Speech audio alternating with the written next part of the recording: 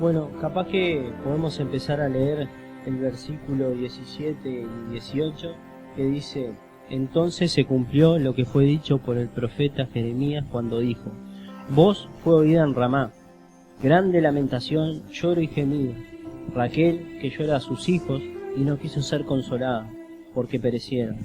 Nico, ¿qué nos podés contar de Ramá, de Raquel, de este versículo? Bueno, Luis, acerca de estos dos versículos, antes de un poco ver lo que la Biblia nos enseña de esta profecía de Raquel y eso, me gustaría un poquito primero saber dónde está Ramá, ubicarla, ¿no? Actualmente es una ciudad que tiene 7.500 habitantes y que está a 8 kilómetros de Jerusalén, una ciudad muy pequeña, de 6 kilómetros cuadrados, pero en la Biblia se menciona varias veces este lugar Ramá.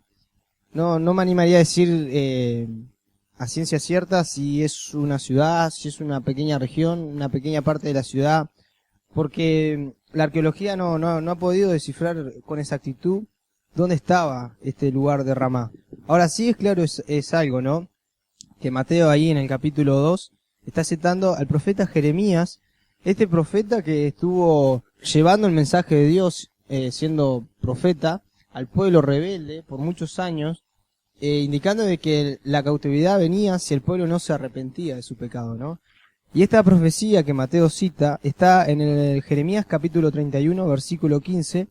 La voy a leer para que las personas puedan entender lo que Jeremías escribió. Dice: Así ha dicho Jehová, voz fue oída en Ramá, llanto y lloro amargo. Raquel, que lamenta por sus hijos y no quiso ser consolada acerca de sus hijos, porque perecieron.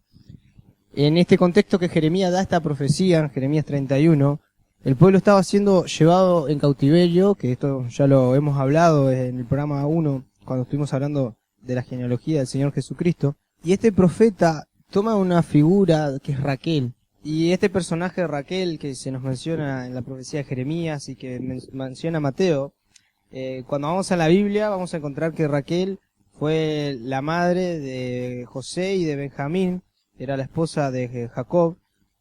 Jacob tenía 2 esposas y Raquel le dio estos 2 hijos, pero cuando nació Benjamín, ella murió, y ahí en Génesis 39, versículo 19, encontramos que dice: Así murió Raquel y fue sepultada en el camino de Efrata, la cual es Belén.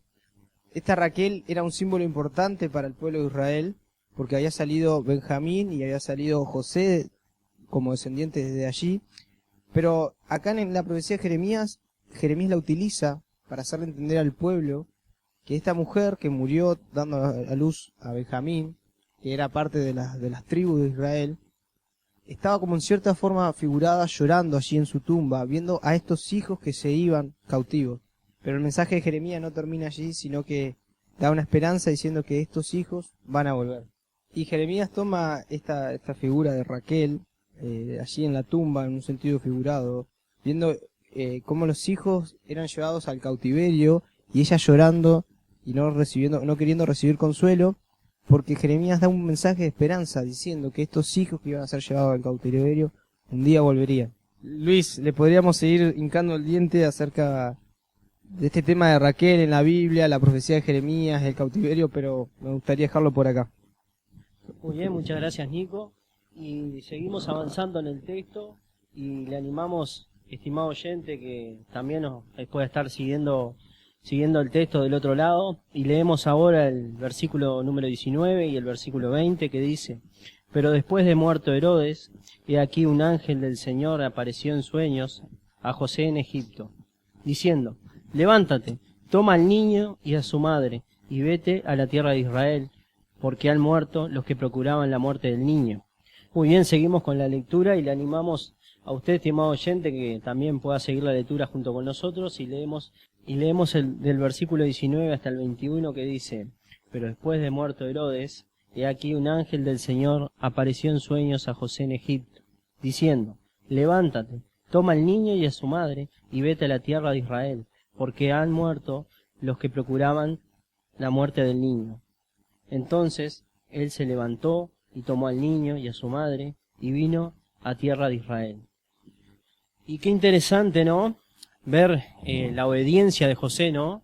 Repetir, como ya lo hemos dicho anteriormente, Dios le dijo que se fueran a Egipto, que él también, de la misma manera, tomó al niño, a su madre, y se fueron a Egipto. Acá de la misma manera responde. Y qué interesante eso, ¿no? Qué buena actitud, qué buena respuesta de José, de tener esa obediencia, ¿no? A cuando escuchamos la voz de Dios, el llamado, y Dios nos manda a hacer algo, ir y obedecer inmediatamente, ¿no? Ahora leemos el versículo 22. Pero oyendo que Arquelao reinaba en Judea en lugar de Herodes su padre, tuvo temor de ir allá, pero avisado por revelación en sueños, se fue a la región de Galilea. Luis, antes de que sigas leyendo, me gustaría acotar una cosita acerca de Arquelao, ¿no? Es interesante, si vemos ahí el versículo, el temor de cierta manera que muestra José por el hecho de que él reinaba, ¿no? Arquelao, como bien dice ahí el texto, era hijo de su padre, el ya mencionado Herodes el Grande, ese despiadado rey al que hacíamos alusión anteriormente en uno de los programas anteriores. Y por lo visto Arquelao heredó de cierta forma esa maldad perversa, ¿no? La Biblia no nos lo narra, pero dice la historia secular que Arquelao era tan perverso, además de ser tan incompetente, que los romanos mismos no esperaron al final de su gobierno, no esperaron su muerte, sino que fue quitado de su posición y sustituido por un romano mismo, ¿no? Pero te quería acotar eso como algo que podía ser provechoso para entender lo que le está pasando a José acá.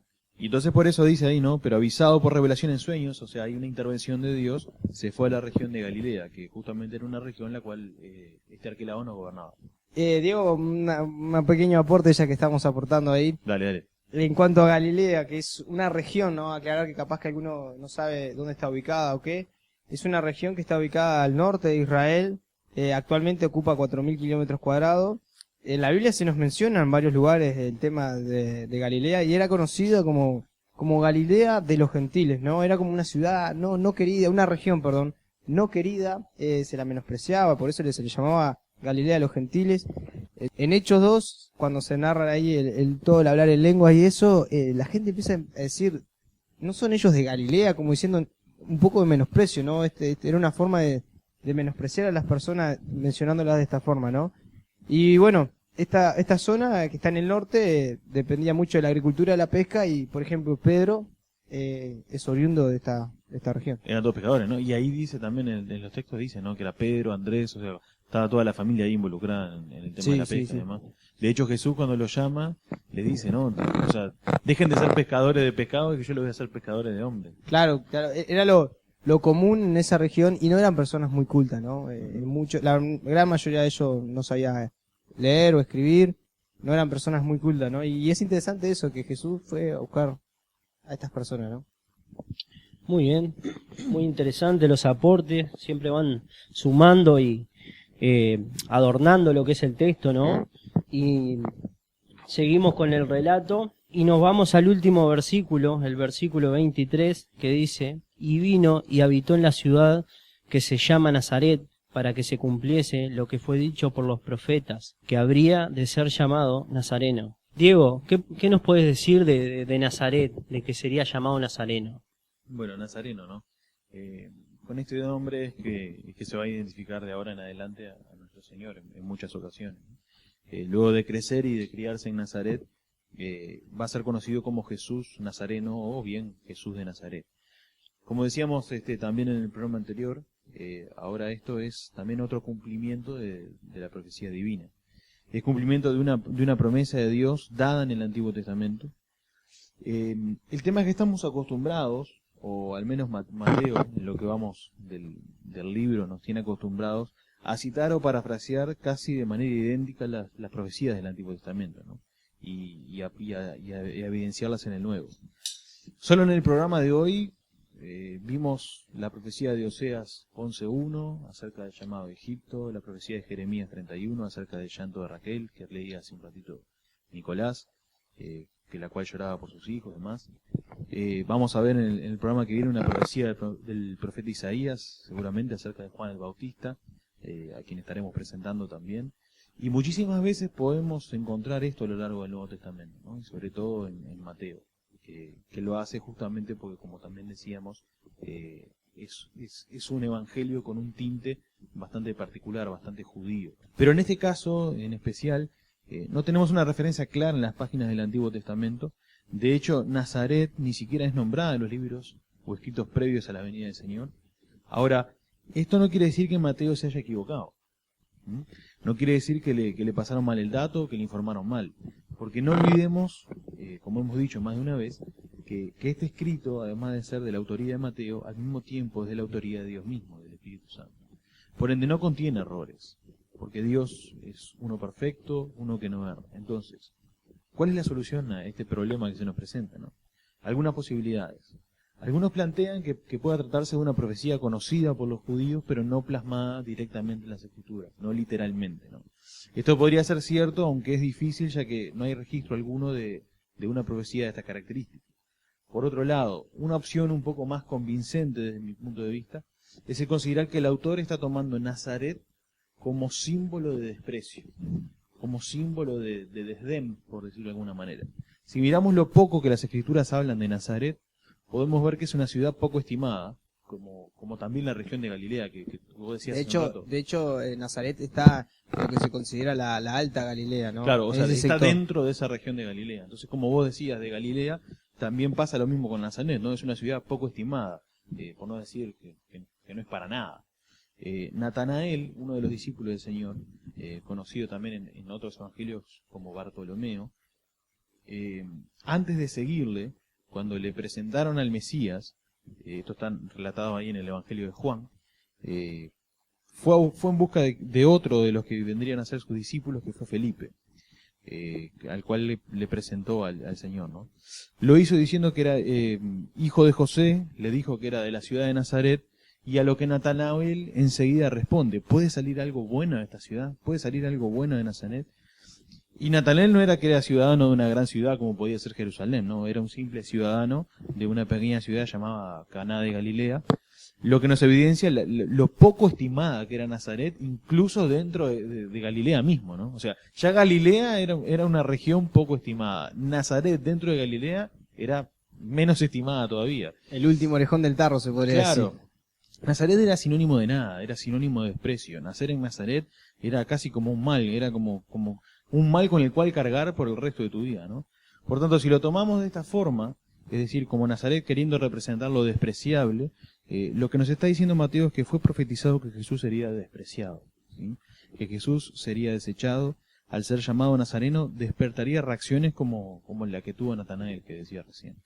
Y en cuanto a este tema, podemos encontrar profecías que claramente apuntan a eso en el antiguo pacto, ¿no? Por ejemplo, Salmo 22, 6 y 8. Dice: mas yo soy gusano y no hombre, oprobio de los hombres y despreciado del pueblo. Todos los que me ven me escarnecen, estiran la boca, menean la cabeza, diciendo: se encomendó a Jehová, líbrele él, sálvele, puesto que en él se complacía. Otra profecía podría ser, decime. Ese salmo está haciendo referencia al Señor Jesucristo. Es un salmo mesiánico. Un salmo mesiánico. Es un ¿no? salmo mesiánico. Por ejemplo, otro salmo mesiánico, Isaías 53, que es muy conocido, ¿no? En el versículo 3 dice: despreciado y desechado entre los hombres, varón de dolores, experimentado en quebranto. Y como escondimos de él el rostro, fue menospreciado y no lo estimamos, ¿no?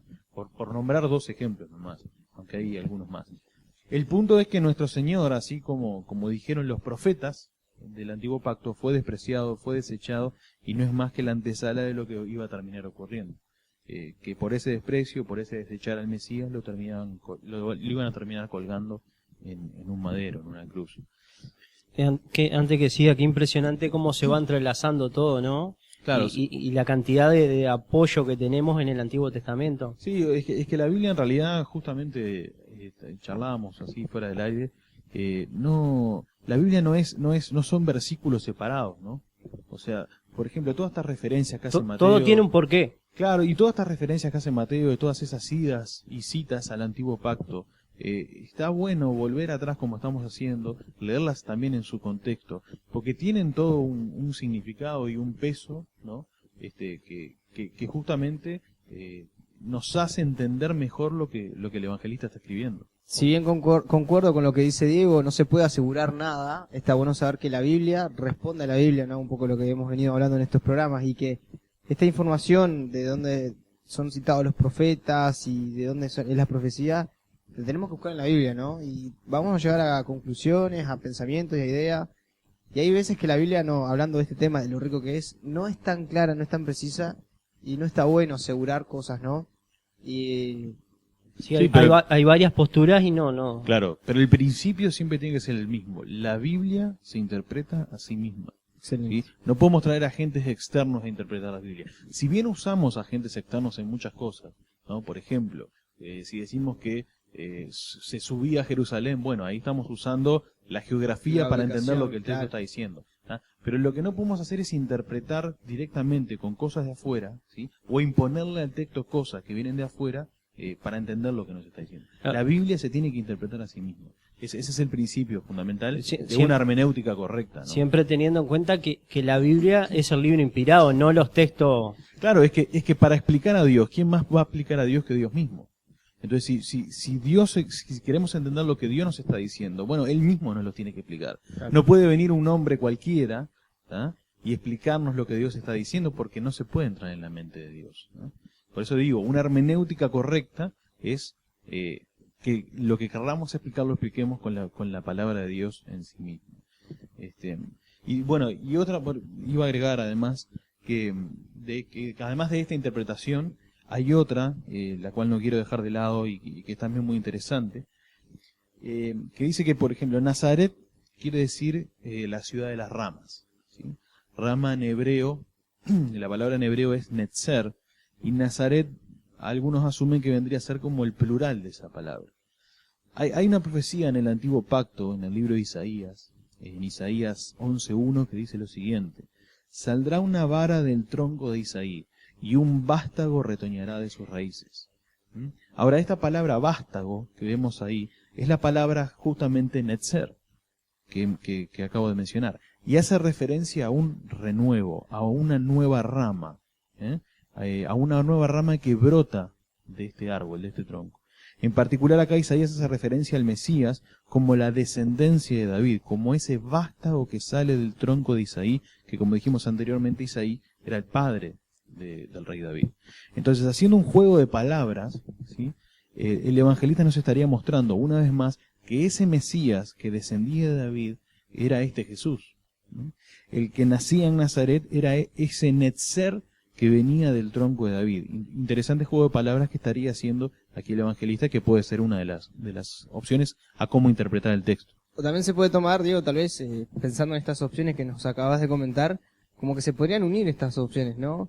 Este Nazaret de menosprecio, de ser lo más menospreciado, pero también este Nazaret como el renuevo, el vástago del reinado, ¿no? Bueno, de pronto en realidad capaz que Mateo intencionalmente no está siendo claro para que podamos interpretarlo de una u otra manera, ¿no? Es una opción. Porque en cierta forma, Cristo el Mesías fue menospreciado, pero también es el vástago. Es Claro, Cristo es de la descendencia de David, que es lo que venimos hablando del capítulo 1, y a su vez vemos, como dicen las profecías y como vamos a leer cuando lleguemos al final del Evangelio, cómo él realmente por lo suyo fue despreciado, fue menospreciado y terminó colgado de la cruz.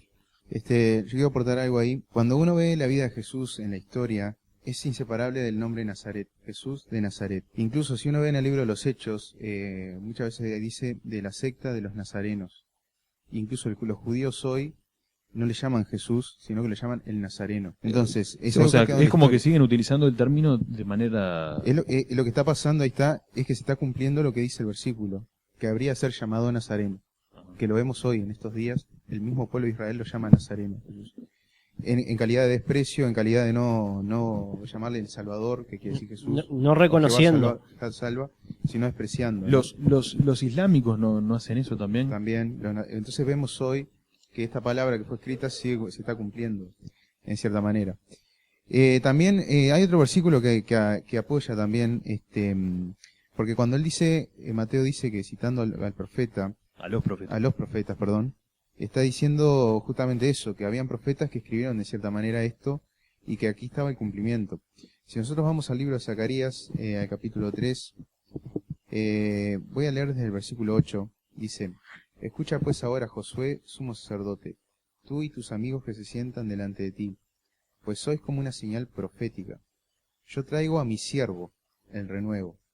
Mirad la piedra que puse delante de Josué, es única y tiene 7 ojos. Yo mismo grabaré su inscripción, dice Jehová de los ejércitos, y quitaré en un solo día el pecado de la tierra.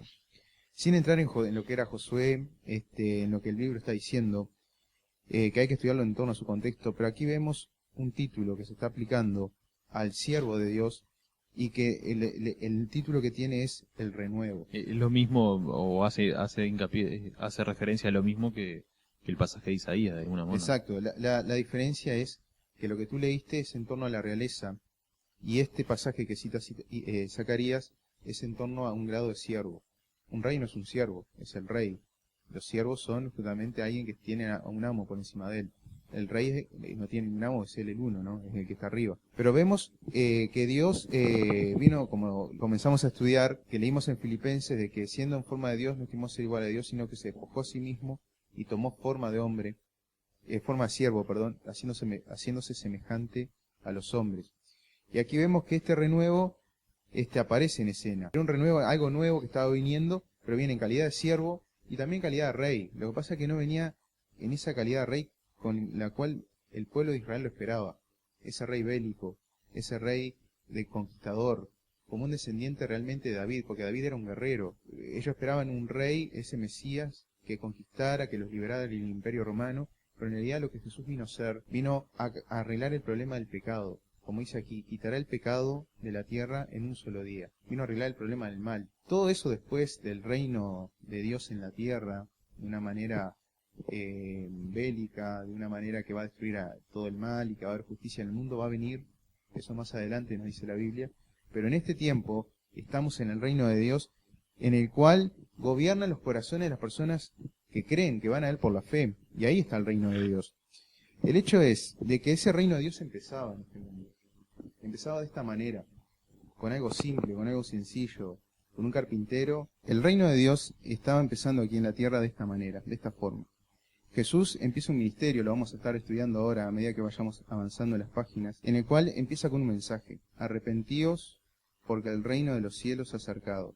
Queriendo decir, abandonen su modo de vida, cambien, ¿sí? Abandonen sus pecados, porque el reino de los cielos está al alcance de ustedes y no puede haber pecado ahí. Pero empieza con un mensaje para que la gente se convierta, cambie su manera de ser.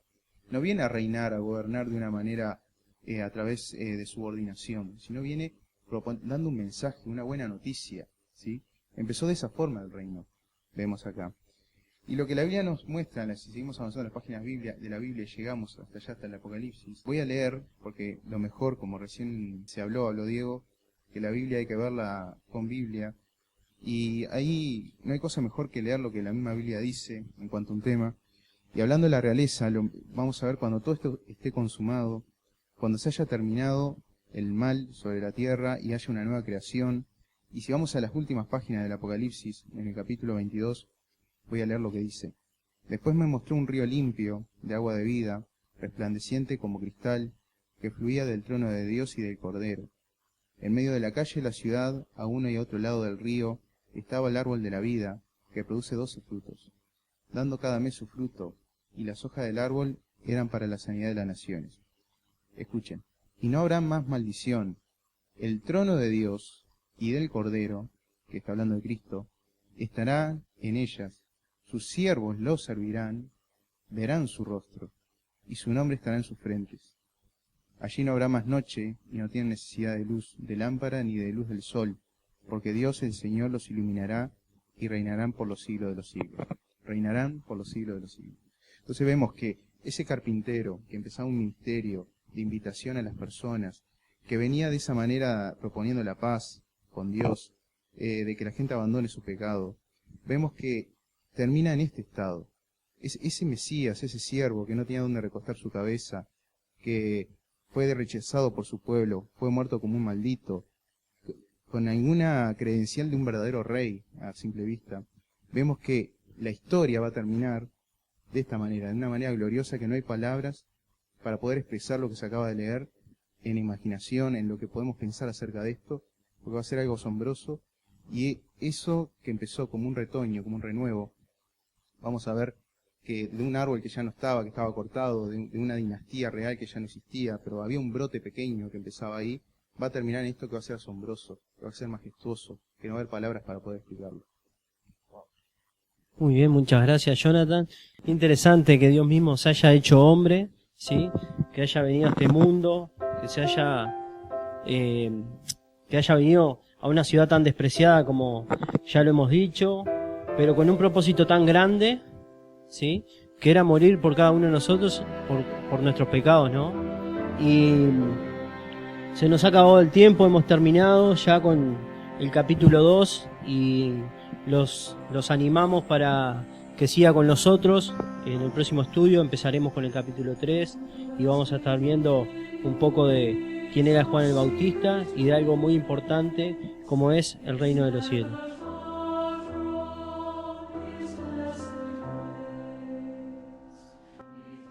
Para comunicarse con nosotros, puedes buscarnos en Facebook en Dios Dice Uruguay, en Twitter @DiosDiceUy o vía email a diosdiceuruguay@gmail.com.